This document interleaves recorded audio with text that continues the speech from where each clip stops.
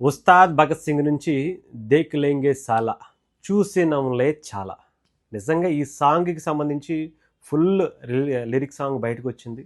నిజంగా పవన్ కళ్యాణ్ గారిని ఇన్ని సంవత్సరాల్లో అంటే రాజకీయాల్లోకి వెళ్ళిన తర్వాత ఇలాంటి పర్ఫార్మెన్స్తో వచ్చినటువంటి సాంగ్ లేదనే చెప్పాలి. అంటే ఒక 10 ఏళ్ల కాలంలో. ఎందుకు ఏంటంటే ఆయన రాజకీయంగా బిజీ అయిపోయిన తర్వాత కొంచెం ఇలాంటి సాంగ్స్ని ఇలాంటి సినిమాస్ని కొంచెం అవాయిడ్ చేసుకుంటూనే వచ్చారు. ఎప్పుడో గబ్బర్ సింగ్లో ఇలాంటి యాటిట్యూడ్ చూసాం. మళ్ళీ ఇప్పుడు అదే కాంబినేషన్లో వస్తున్నటువంటి ఉస్తాద్ భగత్ సింగ్లో చూస్తున్నాం. ఉస్తాద్ భగత్ సింగ్ అని ఊరికే అనలా, పత్తల్గంజ్ అనే బ్యాక్గ్రౌండ్తో దాంట్లో ఒక సిఐగా ఆయన నటిస్తున్నటువంటి క్యారెక్టర్లో పండించేటువంటి ఆ డైలాగ్స్ వాటి గురించి జస్ట్ అలా శాంపుల్ చూపించారు, బాగానే ఉంది. మొన్న ఒక చిన్నది 25 సెకండ్లతో వచ్చినటువంటి ఆ లిరిక్ కొంచెం వినిపించారు. ఇప్పుడు ఫుల్ వెర్షన్ రిలీజ్ చేశారు. అది కూడా రాజమండ్రిలో ఆదిత్య కాలేజీలో అనుకుంటా. మామూలుగా ఉండదు. మామూలుగానే ఆదిత్య కాలేజ్ అంటే పవన్ కళ్యాణ్ గారి ఫ్యాన్స్కి అడ్డా అంటారు.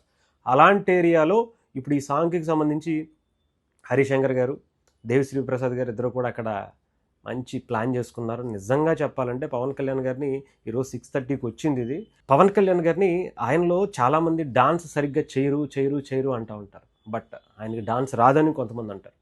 ఒకప్పుడు బద్రీ కావచ్చు, తమ్ముడు కావచ్చు, ఖుషి కావచ్చు, ఈలో అప్పట్లో ఉన్నటువంటి ఆ సినిమాలు చూస్తే పవన్ కళ్యాణ్ గారి రేంజ్ ఏంటో, ఆయన డాన్స్ ఏంటో ప్రత్యేకించి చెప్పాల్సిన అవసరం లేదు. బట్ ఆయనకు ఉండేటువంటి ఆ బ్యాక్ పెయిన్ రీత్యా, ఆ బ్యాక్ పెయిన్కి సంబంధించినటువంటి ఇష్యూ వల్ల ఆయన తగ్గించుకుంటూ వచ్చారు. ఇప్పుడు మళ్ళీ అసలు నిజంగా చెప్పాలంటే ఈ ఉస్తాద్ భగత్ సింగ్లో పవన్ కళ్యాణ్ గారిని చూస్తూ కడుపు నిండిపోద్దరా బాబు అనుకునేలా ఉంది. ఈ సాంగే ఇంత అద్భుతంగా కొరియోగ్రఫీ చేశారు. ఎవరో నాకు తెలియదు, అంటే పేరు చూడలేదు కానీ సరిగ్గా. అలాగే ఆర్ట్ డైరెక్టర్ అయితే ఆనంద్ సాయి గారు అనుకుంటా ఆ సెట్ అంతా వేసింది. ఇకపోతే మెంటల్ ఎక్కిపిచ్చారని చెప్పాలి. కొరియోగ్రాఫర్ గారు పవన్ కళ్యాణ్ గారిని ఆ క్యూట్ స్టెప్పులతో దద్దరిల్లిపోయేలా చేశారు. అసలు నిజంగా ఈ సినిమా ఈ సాంగ్కి థియేటర్లో కూర్చోవడం అనేది జరగదేమో అనుకునేంత రేంజ్లో కొరియోగ్రఫీ చేశారని చెప్పాలి.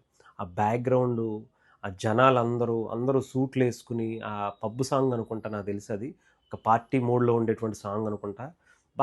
ఏమన్నా డిజైన్ చేశారా? ఆనంద్ సాయి గారు ఆ చుట్టూ ఉండే ప్రాపర్టీని ఏ రకంగా వాడారో మన ఆయన గురించి ప్రత్యేకించి చెప్పాల్సిన అవసరం లేదు. ఎప్పుడో తొలి ప్రేమలో ఆ తాజ్మహల్ సెట్ చూస్తేనే అర్థమైంది. ఇప్పుడు ప్రత్యేకించి ఆయన గురించి చెప్పుకోవాల్సిన అవసరం లేదు. అలాంటి ఆయన అంటే ఇద్దరు ఫ్రెండ్స్ కావటం, ఒక మంచి వాతావరణంలో, అంటే ఒక ఫ్యాన్గా హరిశంకర్ గారు, ఇంకొక ఫ్యాన్గా దేవిశ్రీ ప్రసాద్ గారు, ఆనంద్ సాయి గారు ఫ్రెండు, వీళ్ళందరి మధ్యలో పవన్ కళ్యాణ్ గారు చాలా ఓపెన్ అప్ అయిపోయారేమో అనిపించింది.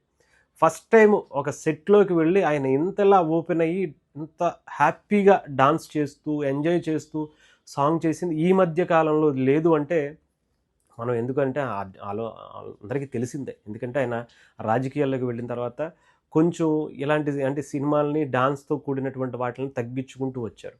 అటు ఓజీ కావచ్చు, ఓజీలో కూడా ఆయన యాక్షన్ ఎపిసోడ్స్ ఉంటాయి కానీ డాన్స్కి అంత స్కోప్ లేదు అలాంటి సినిమాలు.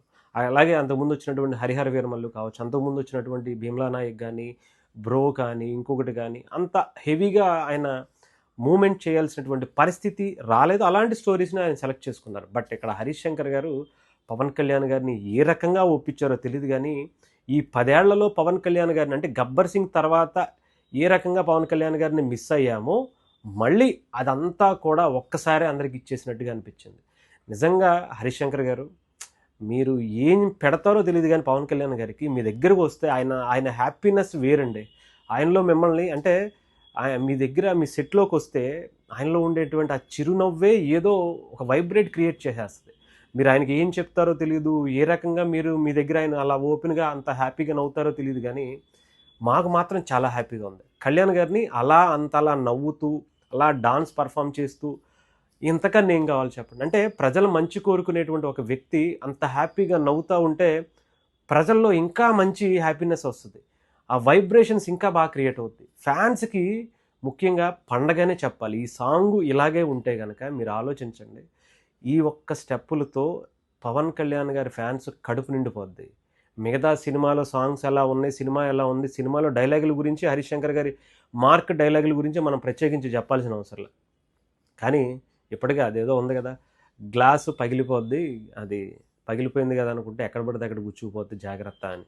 అంటే గాజుకి పగిలే కొద్దీ పదునెక్కువ అంటారు కదా, ఆ టైప్లో ఆ పదునేంటో ఈ ఒక్క సాంగ్లోనే చూపించారు. ఆయన నవ్వుతోనే మొత్తం ఫ్లాట్ చేశారు అంతే.